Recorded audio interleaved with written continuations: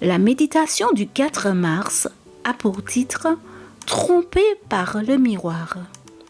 Vous connaîtrez la vérité et la vérité vous affranchira. Jean 8, verset 32.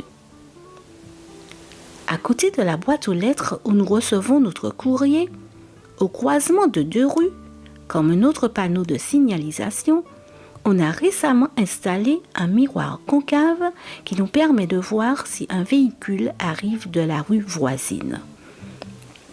Peu de temps après l'avoir installé, un jour, en allant chercher mon courrier, je suis tombée sur un petit oiseau qui picorait le miroir.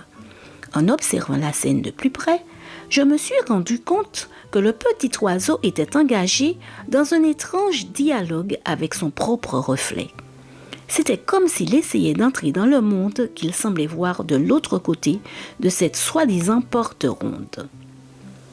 Pendant plusieurs jours d'affilée, j'ai trouvé le petit oiseau s'entêtant à poursuivre cette tâche infructueuse, déterminé à entrer dans un monde irréel, trompé par le miroir.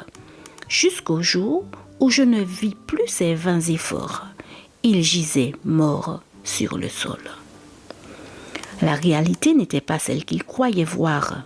La réalité était différente. Mais le pauvre oiseau, fasciné, ne le savait pas et a perdu la vie. Voulant, sans le savoir, s'échapper du monde réel pour entrer dans un monde chimérique, il s'est retrouvé sans l'un ni l'autre.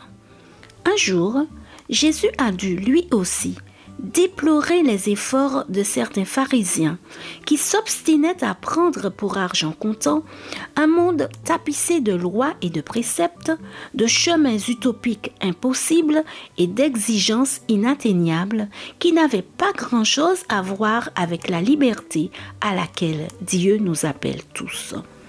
Ils croyaient voir dans leur Bible ce qu'il n'y était pas. Jésus a déploré ce qu'ils ne voient pas dans la révélation divine, ce qui devrait être évident. Comme s'ils étaient aveugles, ils refusaient d'ouvrir les yeux sur une autre perception de la réalité. Si vous étiez aveugle, vous n'auriez pas de péché, mais maintenant vous dites « nous voyons ». C'est pour cela que votre péché subsiste. Jean 9, verset 41. Salomon le sage, dans le livre des Proverbes, qui est comme un manuel d'éducation pratique pour la vie de tous les jours, avait déjà mis en garde. Ne sois point sage à tes propres yeux. Proverbe 3, verset 7. Car telle voie paraît droite à un homme, mais son issue, c'est la voie de la mort. Proverbe 14, verset 12. Seigneur, apprends-moi à voir, grâce à ta parole, la réalité à laquelle tu m'invites, au-delà du miroir de mes propres convictions erronées. Amen. Bonne journée sous le regard de Dieu.